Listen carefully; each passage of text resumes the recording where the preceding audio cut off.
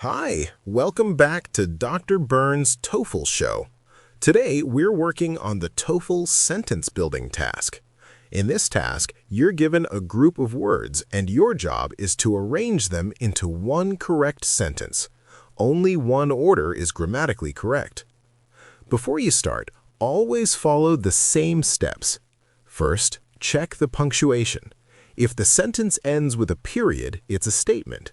If it ends with a question mark, it's a question. If it's a question, decide what type it is. If you see a WH word like what, which, when, or why, it's a WH question. If there is no WH word, it's a yes-no question. For yes-no questions, use inversion. Auxiliary verb first, subject second.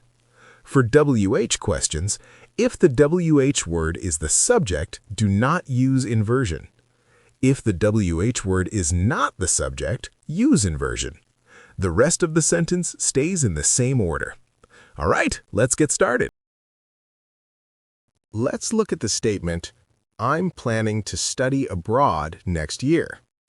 We are given the clues, you, which, planning, countries, in Europe, are, plan. First, we need to figure out the type of question. The presence of a question mark and the word which tells us this is a WH question, which means we are asking for specific information. Next, we ask, is which the subject? To find out, we look for words that can act as the subject and verb. In this case, you is the subject and are is the verb. So which is not the subject. It is the WH word that introduces the question. Now let's look at the rest of the sentence. The main part is you are planning to visit, but notice that the object of visit is missing. That's what we want to ask about. Which countries?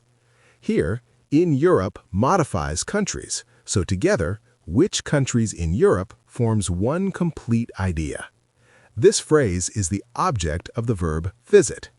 In WH questions, the missing information usually comes first, so we place which countries in Europe at the beginning. Finally, we put the sentence together following standard WH question word order. WH word plus auxiliary verb plus subject plus main verb plus rest of the sentence. Putting it all together, we get, which countries in Europe are you planning to visit? I'm excited to go camping this weekend. Here, there's no WH word, so we're making a yes-no question. The usual subject in the sentence is you, and the main verb is in present perfect tense, have heard. So the core of the sentence is, you have heard. Next, we ask, heard what? The object of heard is a noun clause that black bears live near the campground. Inside this clause, black bears is the subject and live is the verb. Since it's a yes-no question, we need inversion, which means the auxiliary verb comes first. This gives us, have you heard? Finally, we put everything together following the correct word order, auxiliary plus subject plus main verb plus rest of the sentence, and we get, have you heard that black bears live near the campground? I'm planning to take a photography class. Here we have a question mark and a WH word, so this is a WH question. Remember, as we discussed before, what and which can act as determiners or pronouns. To start forming the question, we build the phrase what type of, which is usually modified by an of phrase. In this case, it becomes what type of photography. This should be the beginning phrase of the question. Next, we check whether this phrase is the subject. You could be a subject, but there's no corresponding verb for you here, so it cannot be the subject. That makes what type of photography the subject of the sentence. The verb that matches this singular subject is interests. Remember, subject-verb agreement. Singular subject, singular verb. Now we need the object of the verb interests, that is, you, in the object case. Then we have an adverbial modifier, the most, to complete the meaning. Putting it all together, we get, what type of photography interests you the most? This sentence has a WH word and a question mark, so it's a WH question. The second word, breed, tells us we start with which breed of dog, just like we started with what type of photography in the previous example. Next, we check whether this phrase is the subject. You could be a subject, but we also have the auxiliary verb do, so you is likely the subject. Now, let's check the structure. Do you plan? Here, plan is the main verb. Plan what? To adopt is the object of plan, but adopt itself also needs an object. What is being adopted? Which breed of dog is the object of adopt? Finally, putting it all together in correct WH question order, WH word plus auxiliary plus subject plus main verb plus rest of the sentence, we get, which breed of dog are you planning to adopt? 5. I'm going to start writing a biography. Have, about, to write, which, chosen, you, choose. This question follows the same pattern as the previous two examples. The WH word, which, is used as a determiner, giving us which historical figure. Next, we look for the subject. The usual suspect is you, and we also have the auxiliary verb have in have chosen. So far, we have, which historical figure have you chosen? Now we check the rest of the sentence. Chose what? The answer is to write. What is being written? Which historical figure is the object of write? Putting it all together in correct WH question order, WH plus auxiliary plus subject plus main verb plus rest, we get, which historical figure have you chosen to write about? 6. I'm moving to a new city next month. To move, from here, away, why, have, chosen. This question has a WH word, why, and a question mark, so it's a WH question. Why is an interrogative adverb and cannot be the subject. The usual subject is you, and the auxiliary verb is have in have chosen. Next, we look at the rest of the sentence. Chose what? The answer is to move away from here. Move away is a fixed expression, and from here completes the thought. Putting it all together in correct WH question order, WH plus auxiliary plus subject plus main verb plus rest, we get, why have you chosen to move away from here?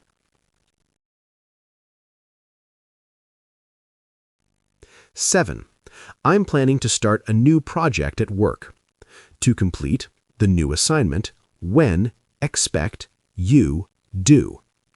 This has a WH word, when, and a question mark, so it's a WH question. When is an adverb cannot be the subject. The subject is you, and the auxiliary verb is do for forming the question. The main verb is expect, and we ask, expect what? The answer is to complete. Complete itself needs an object. The object is the new assignment. So we get, when do you expect to complete the new assignment?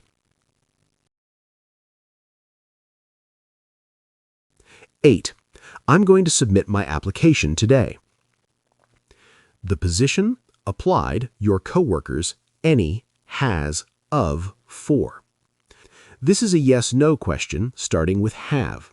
Next, we look for the subject. Words that could be subjects are the position, your coworkers, and any. Have is the auxiliary verb in present perfect tense, and the main verb is the past participle, applied. The expression applied for is fixed, so we have your coworkers applied for the position. Next, we ask applied for what? The answer is the position. So far, we have this, have your coworkers applied for the position. All the elements seem to be there, but there are still 2 blanks left. The remaining words are any, has, and of. Has is a verb and there's no use for it, so we focus on any and of.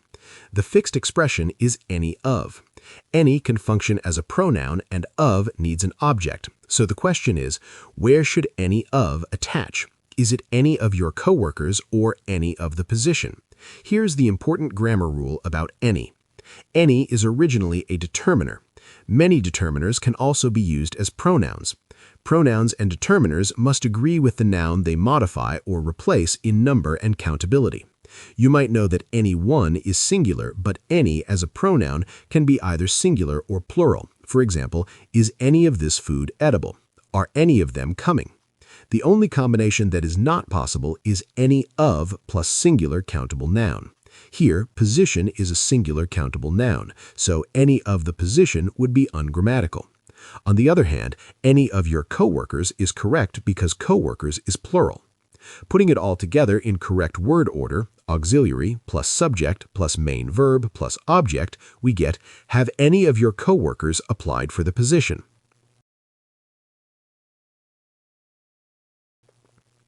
9. I'm attending a friend's wedding next week. Plan to attend, the wedding reception, you do. There is no WH word, so this is a yes-no question. The auxiliary verb is do and the subject is you. The main verb is plan to attend. The object of attend is the wedding reception. Putting it together, we get, do you plan to attend the wedding reception afterward? 10. I had a great time at the dinner party last night. Serve, they, the main course, before, any, appetizers. Did is given, so this is a yes-no question. The subject is they, and the main verb is serve. Serve what? The main course.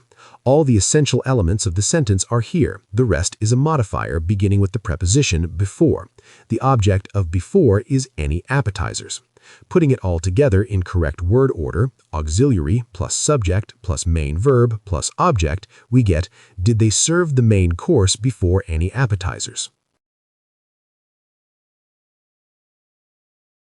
Everyone begins at a different level. Some reach high scores in just a few weeks, while others need more time because every student's skills and readiness are unique. Dr. Byrnes' TOEFL courses are designed for any level at any stage of your preparation. Her individual courses in reading, listening, writing, and speaking help you build strong, lasting foundations with clear guidance and proven strategies. Planning to take the TOEFL soon? Take the mock TOEFL course for real test experience. Practice with interactive reading and listening tests and strengthen your writing and speaking with expert support scored personally by Dr. Byrne herself. Or choose a few coaching sessions to see where you stand and exactly what you need to improve. Leave the TOEFL in your rear view. Visit www.nanhebyrnes.com today.